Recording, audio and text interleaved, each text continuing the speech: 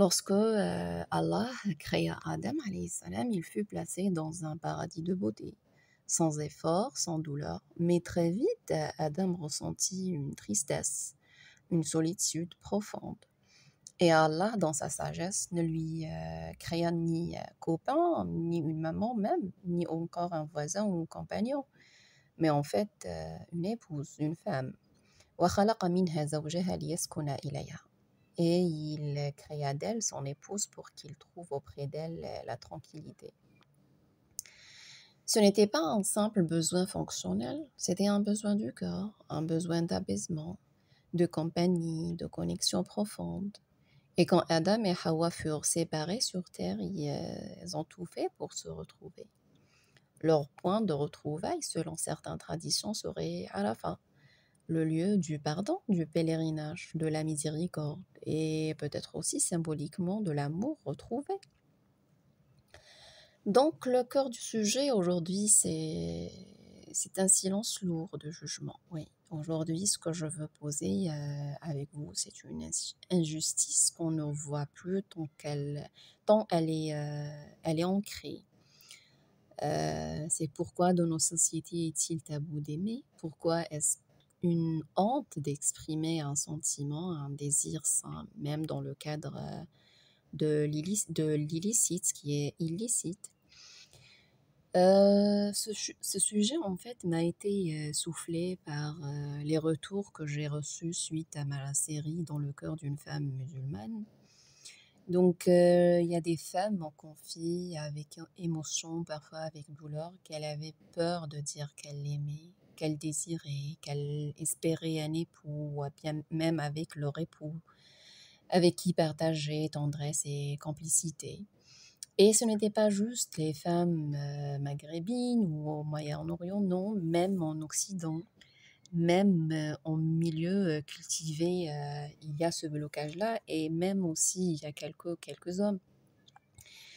Donc le blocage, j'ai peur d'être jugée, on va croire que je suis faible, on va dire que je suis trop romantique, trop émotive, pas assez pudique. Donc subhanallah, on se retrouve dans la contradiction. Mais juger de quoi en fait? On doit être jugé d'aimer, de ressentir, de vouloir créer un foyer sur la base d'un lien sincère. Et pendant ce temps, notre société tolère. Oui, elle tolère et parfois même célèbre les relations illégitimes tant qu'elles sont libres et modernes. Oui. L'amour illicite devient normal. Oui, bon, c'est normal, hein, ils s'aiment. Mais l'amour dans le cadre licite devient un sujet gênant et encore plus interdit. Et pourtant, le prophète sallallahu alayhi wa sallam lui-même a répondu son détour lorsqu'on lui a demandé qui est la personne que tu aimes le plus. Il a répondu c'est Aïcha. Et il disait aussi la tu'dhuni fi Aïcha. Ne me blessez pas au sujet de Aïcha. Une parole d'un homme épris profondément lié à son épouse. Et cela venait d'un homme de la rue, on l'aurait peut-être jugé, mais là, c'est le meilleur des hommes, c'est notre prophète, sallallahu alayhi wa sallam.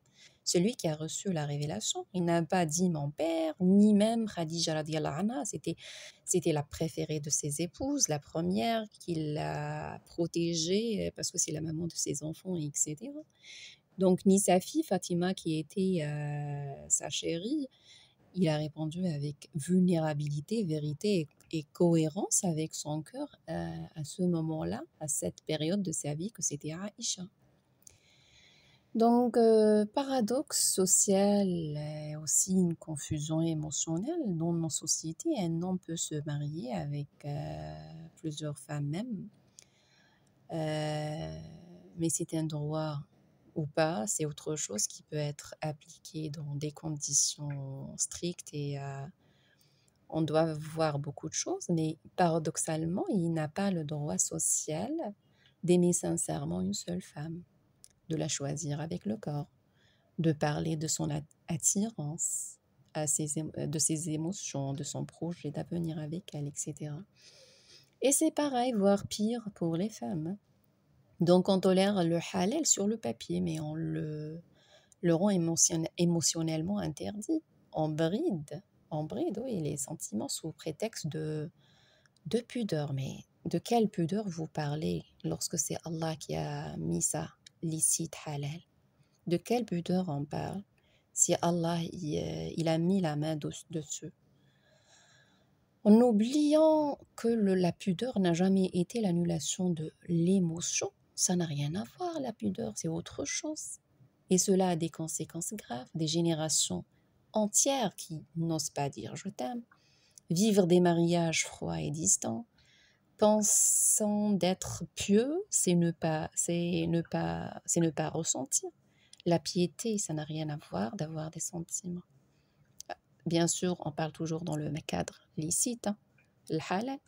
Donc, s'endurcissent, puis se séparer. Oui, c'est tout ça qui est en train d'arriver. Donc, ça a un impact, cet héritage émotionnel blessé, oui. En ne réglant pas cette contradiction, on a transmis fait une bombe silencieuse à nos enfants, oui, génération à une génération. Donc, une fille qui pense que si elle aime, elle est faible. Un garçon qui pense que la douceur est honteuse. Des parents qui n'ont jamais appris à exprimer ni à recevoir. Or, des couples aussi qui vieillissent ensemble sans plus se regarder et c'est malheureux. Et puis, on se compare à l'Occident. Oui, ils ont leurs dérives, on est d'accord sur ça, mais subhanallah, je suis émerveillée par ce côté-là, au moins ils vivent leurs sentiments pleinement. Ils osent la tendresse, le mot doux, la surprise, l'effort d'écoute, etc. Ils vivent vraiment réellement la relation, sans jugement, sans qui fait quoi, etc. Bon, à leur manière, mais toujours on parle, nous, dans le halal. Et souvent, ça crée des liens émotionnels solides et qui durent entre eux, parce qu'ils sont vrais. Ils sont là, ils vivent la relation. Pendant ce temps, chez nous, la pudeur devient mutisme et l'amour devient tabou. Et la bénédiction devient quelque chose de pénible au lieu d'être une source de paix. Pour conclure, quoique le sujet il est très vaste et ça m'a fait vraiment de la peine de lire certains retours, franchement. On est vers la dérive. Pourtant, le mariage, c'est sacré et normalement, ça doit donner notre résultat et on est juste à côté. Donc, réconcilier spiritualité et humanité, c'est ça en fait, on doit le faire. Nous devons concilier notre foi et notre humanité. Allah nous a créés avec un cœur, il a permis l'amour dans le licite. Il a dit وَمِنْ آيَاتِهِ أَنْ خَلَقَ لَكُم مِّنْ أَنفُسِكُمْ أَزْوَاجًا لِتَسْكُنُوا إِلَيْهَا. Et parmi ces signes, il a créé de vous, pour vous, des épouses pour que vous trouviez auprès d'elles la tranquillité. Ouais. Et bien c'est ça. Donc l'amour dans les mains d'Allah, c'est un amour béni. Il est équilibré, pardon. Et il est guérisseur. Mais il faut le reconnaître, il faut le dire, le vivre, le nourrir. Et il est temps de casser ce tabou. Alors à vous, à toi, frère, sœur, mère, éducateur, épouse, etc., mari.